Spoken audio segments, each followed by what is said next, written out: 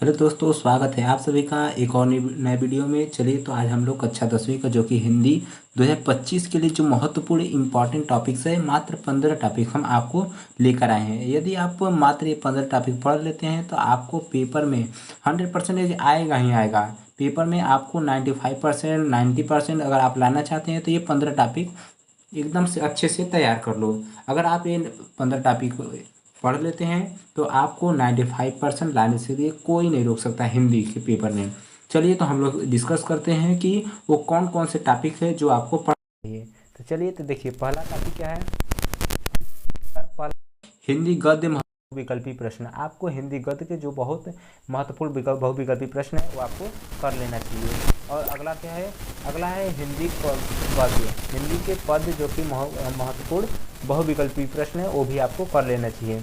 और जो कि रस, छंद, अलंकार, ये हर साल क्या परीक्षा में पूछे जाते हैं, जो हर साल पूछे जाते हैं वो आपको कर लेना चाहिए। जैसे रस हो गया, छंद, अलंकार, ये तीसरा नंबर क्या है, रस, छंद, अलंकार आपको कर लेना चाहिए। आगे देखते हैं। आगे उपसर्ग किससे, उपसर्ग अ से, अन से, अधि से, अनु से, अय से और परि से। ये जो उपसर्ग आने वाले हैं इनसे आपको उपसर्ग देख लेना है। उपसर्ग आपको दो तो ये पक्का पूछेगा। इसमें आपको पढ़ना है द्वंद्व समास, समास और कर्मधारय समास और बहुव्रीहि समास। यही आपको जो चार समास है ये आपको पढ़ना है।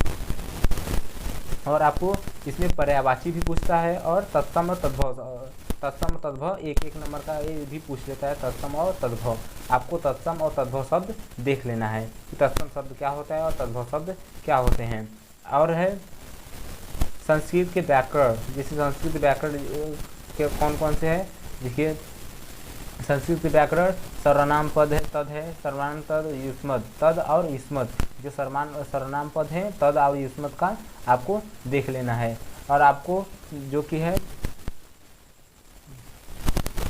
महत्वपूर्ण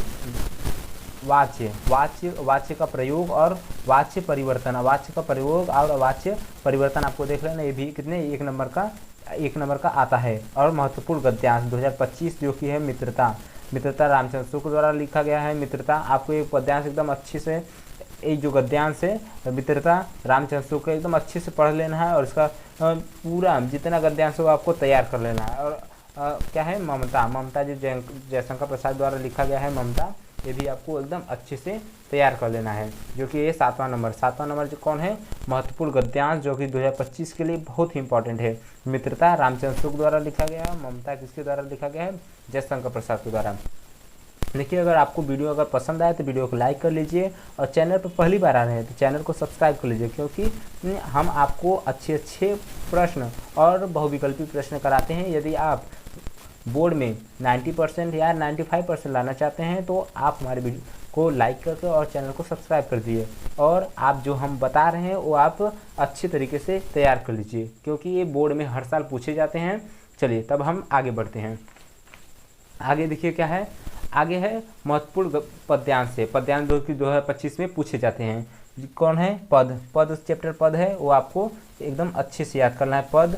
और क्या है दूसरा, क्या है धनुष भंग वन पथ पर। धनुष भंग वन पथ पर, ये भी आपको पढ़कर इसके सभी का आपको पद्यांश को तैयार कर लेना है। और भक्ति नीति भी आपको क्या करना है, तैयार करना है, जो कि है भक्ति नीति। अगला क्या है, स्वदेश प्रेम जो कि है 4 नंबर। ये आपको गद्यांश में 4 चैप्टर आपको याद करना है। 4 चैप्टर एकदम अच्छे से पढ़ लेना है और उसके अच्छे से एकदम तैयार कर लेना है। कौन सा पद है, धनुष भंग, वन पथ पर, भक्ति नीति और स्वदेश प्रेम। अब चलिए हम लोग समझते हैं कि लेखक का जीवन परिचय, कौन कौन से लेखक का जीवन परिचय आता है। तो हमारे पास देखिए 2 महत्वपूर्ण लेखक है। कौन कौन से हैं, एक आचार्य रामचंद्र शुक्ल हैं और दूसरा कौन है, एक जयशंकर प्रसाद हैं। इन दोनों का आपको इन दोनों लेखक का पहले आपको जीवन परिचय एकदम अच्छी तरीके से याद कर लेना है। उनकी रचना, उनकी कृतियाँ सब कुछ आपको याद करना है। और क्या है, अगला है कवि का जीवन परिचय। हमने यहाँ पे लेखक का जीवन परिचय किसका आचार्य रामचंद्र शुक्ल का देखा और जयशंकर प्रसाद का। लेकिन यहाँ पे कवि का जीवन परिचय, कवि का जीवन परिचय देखिए 3 महत्वपूर्ण कवि हैं। कौन है, पहला है सूरदास, इनका आपको जीवन परिचय याद करना है। और दूसरा कौन है, तुलसीदास का आपको जीवन परिचय एकदम अच्छे से याद कर लेना है। और महादेवी वर्मा, महादेवी वर्मा का भी आपको जीवन परिचय अच्छे से याद कर लेना है। सूरदास का, तुलसीदास का और महादेवी वर्मा का। अगला क्या है, अब देखिए हमको श्लोक हमको 2 श्लोक याद करना है, क्योंकि एक परीक्षा में जैसे एक तो परीक्षा में दे देगा और दूसरा पूछेगा, एक कहेगा कि कोई अपनी पाठ्य पुस्तक जो आपकी बुक है उसमें से एक श्लोक लिखें। अगर आपके जैसे पेपर में है, पेपर में अगर ये वाला श्लोक आ गया हम ये वाला याद कर लेंगे, ये वाला लिख देंगे। अगर ये वाला आ गया पेपर में तो हम ये वाला लिख देंगे, क्योंकि इसमें से एक तो दिया रहेगा पेपर में और कहेगा कि एक श्लोक जो पेपर में ना आया हो, तो पेपर में जो आया रहेगा उसे हम नहीं लिखेंगे, क्योंकि हम इसलिए हम श्लोक में 2 श्लोक याद करेंगे। एक क्या है, ये जो ये वाला है इसे हम याद कर लेंगे, और एक दूसरा है। पहला देखिए क्या है, मरणम मंगलम यत्र विभूषणम कौपीनम यत्र कौशेय सा काशी किए मियते। ये एक तो ये है, ये आपको एकदम अच्छे से याद कर लेना है। अब अगला क्या है, अगला देख लीजिए।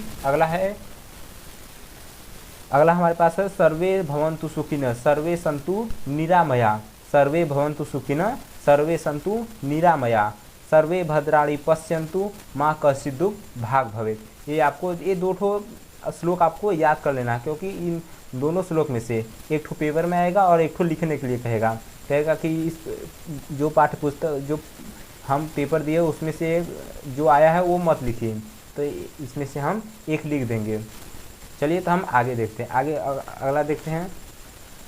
देखिए यहाँ पे हम सारा जितने पेपर में पूछा जाता है वो हम सब लिखे हैं। देखिए यहाँ पे हिंदी संस्कृत महत्वपूर्ण गद्यांश और पद्यांश, जैसे हम इसमें गद्यांश और पद्यांश देखें वो ऐसे ही आपको इसमें भी गद्यांश, संस्कृत में गद्यांश और पद्यांश दोनों हो आपको देखना है। जैसे पहला क्या है, वाराणसी चैप्टर से भी क्या है आपको, वाराणसी चैप्टर भी आपको एकदम अच्छे से याद करना है, इसके प्रश्न उत्तर भी याद करना होगा आपको, और ये चैप्टर एकदम अच्छे से पढ़ लीजिए। इसके गद्यांश और पद्यांश दोनों पूछे जाते हैं।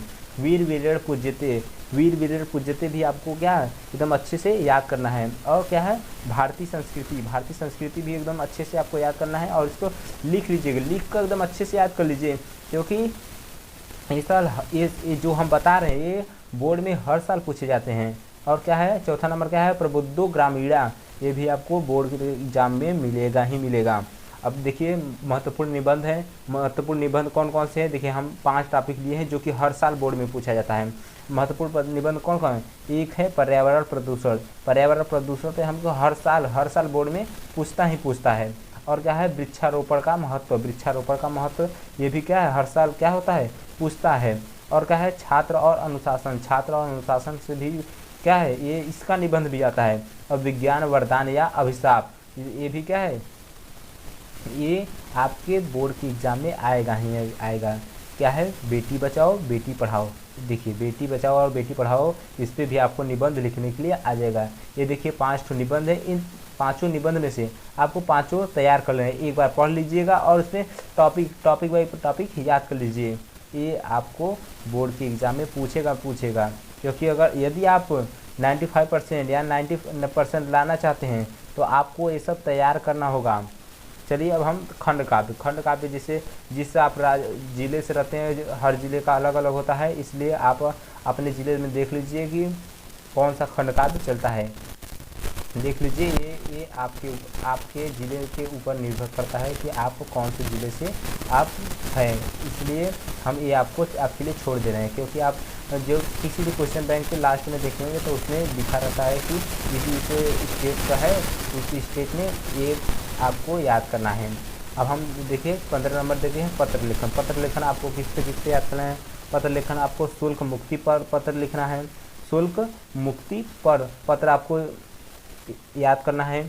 आप अपने से लिख लीजिए, नहीं तो कहीं से न कहीं से लिख लीजिए, क्योंकि ये सब बोर्ड के एग्ज़ाम में आएगा, नहीं तो हम आप कमेंट करिएगा, हम आपके लिए ये वीडियो बना देंगे। दूसरा क्या है, बिजली समस्या पत्र लेखन, बिजली समस्या पर पत्र लेखन आपको लिखना होगा, या फिर सफाई पर आपको पत्र लेखन करना होगा। ये 3 टॉपिक महत्वपूर्ण है, बहुत ही महत्वपूर्ण है ये तीनों टॉपिक, इसलिए आप तीनों टॉपिक पर एकदम अच्छे से याद कर लीजिएगा। चलिए तो हम फिर मिलेंगे एक और नए वीडियो में। चलिए धन्यवाद।